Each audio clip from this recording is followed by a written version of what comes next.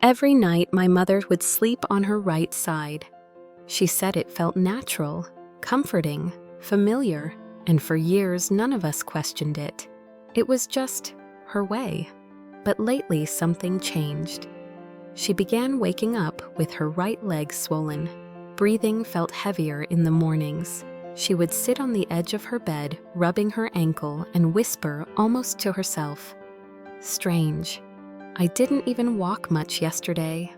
At first, I thought it was age. Maybe circulation, maybe the weather. But then one morning, I noticed something. She wasn't just swollen, she was afraid. Afraid of sleeping, afraid of lying down and waking up worse. That was the moment it clicked. Could the way she was sleeping, the very posture that once brought her peace, now be the very thing causing her pain? For most of her life, my mom believed sleeping on her right side was the best way to rest. She said it helped her breathe easier. She felt safe like that, like her heart had more space, like her stomach could settle. And to be honest, it did seem to work for many years. That was her position. Night after night, her pillow carefully placed under her head blanket, folded just so, and her body curled gently to the right. We never questioned it. Why would we? It was comforting, familiar, even graceful in a way. But as she aged, little things started to shift. She'd wake up and say her right leg felt heavy, sometimes swollen, sometimes tight, and she began breathing with just a bit more effort in the mornings, like her chest had to work harder just to greet the day. Still, she didn't complain. Not really. She just carried on slowly, silently, adjusting her morning routine, sitting a bit longer before standing, drinking more warm water before breakfast, brushing her hair with slower strokes. It wasn't dramatic, it wasn't alarming, but it was real. And the more I watched, the more I wondered how many other things in her life felt normal, but were slowly becoming the very reason her body was struggling. That morning, while folding my mother's blanket, I noticed something strange. The side she usually lay on, her right, had a deeper crease, and the bedsheet was stretched tight across it. When I lifted the sheet, I saw that her right ankle was slightly swollen, barely noticeable unless you were looking. But to me, it felt like a whisper from her body asking for help. At breakfast, I gently asked Mom, "Did your leg feel uncomfortable last night?" She paused for a moment, then rubbed her right thigh as if remembering something. "Now that you mention it, I've been waking up lately feeling like my right leg is heavier." She said it lightly, almost dismissively, but something in her voice told me this had been going on for a while. I asked her to lie down in the way she normally sleeps, and there it was. She lay fully on her right side, her right leg straight, her left knee tucked in slightly. Her chest leaned forward, but her hips stayed aligned, a common posture for comfort. But something about it felt tight. I crouched beside her and gently placed my hand under her right knee. There was tension. Her hip was locked. The back of her thigh had a slight tremble. And her breathing, though steady, was shallow. Not the kind of breathing you'd expect from someone about to drift into sleep. It was the kind you see in someone holding themselves up, even while lying down. I realized then this wasn't just sleep. It was a posture, pretending to be rest, and that's when I began to wonder. Could a sleeping position held night after night be the quiet reason my mother woke up tired, swollen, and breathless?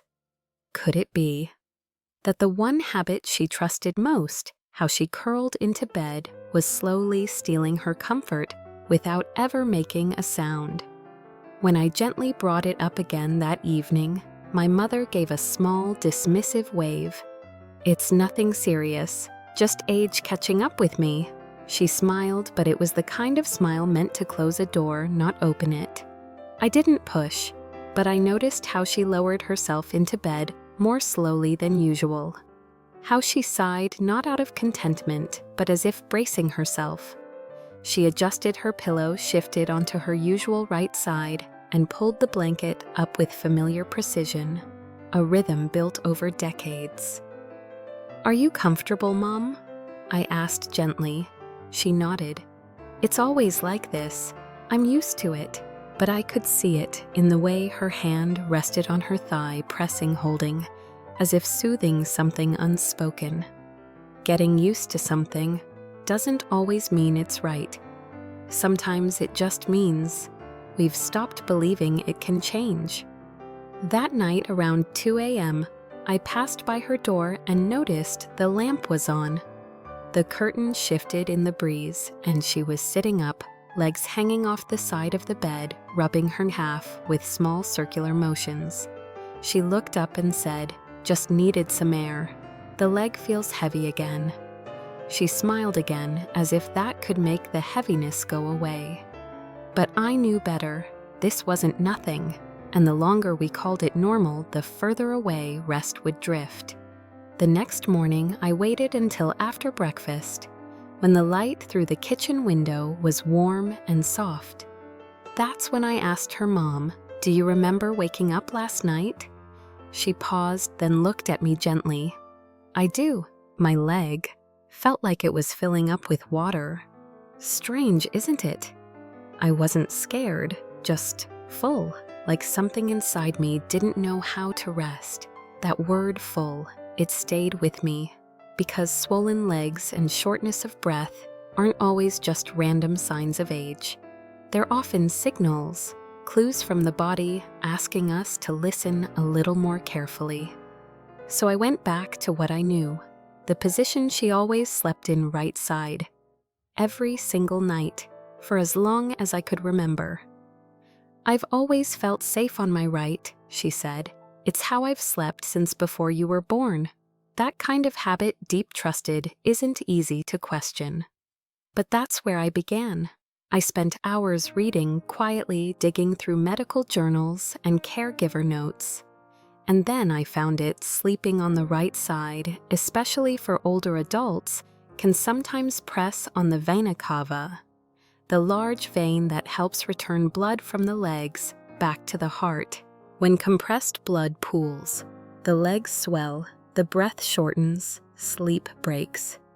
And just like that, something clicked. It wasn't just age. It wasn't just feeling full.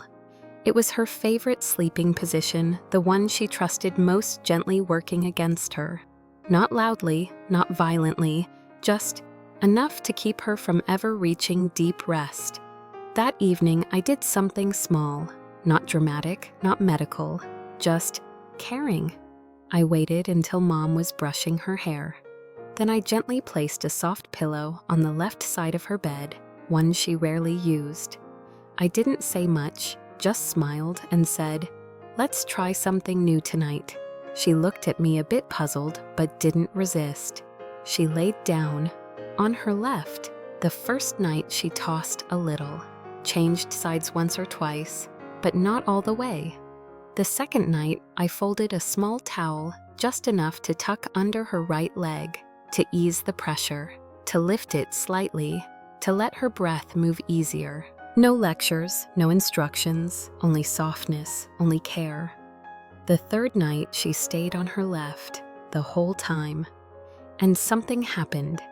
She didn't wake up gasping, her legs didn't swell, her breath was steady. And when she opened her eyes the next morning, she whispered, "Last night, I didn't feel full. I just slept."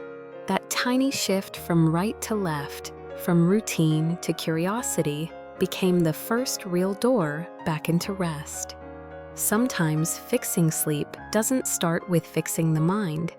It starts with listening to the body and offering it something new with love, with patience, with the gentlest of hands. 2 weeks passed, without announcements, without drama, just mornings where my mother awoke, with a face that looked a little lighter. There were no more sighs as she placed her feet on the ground, no rubbing her swollen leg, no whispered complaints under her breath. Each morning, she stepped out to the porch a bit earlier. No prompting, no reminders. With a cup of tea in hand, she stood quietly in the early sun.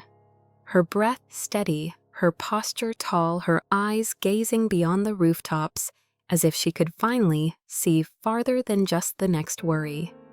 She began making small adjustments on her own, swapping the heavy blanket for a light cotton throw, folding an extra towel to lift her leg just the right amount, placing an old foam pad behind her back, one she'd almost thrown out.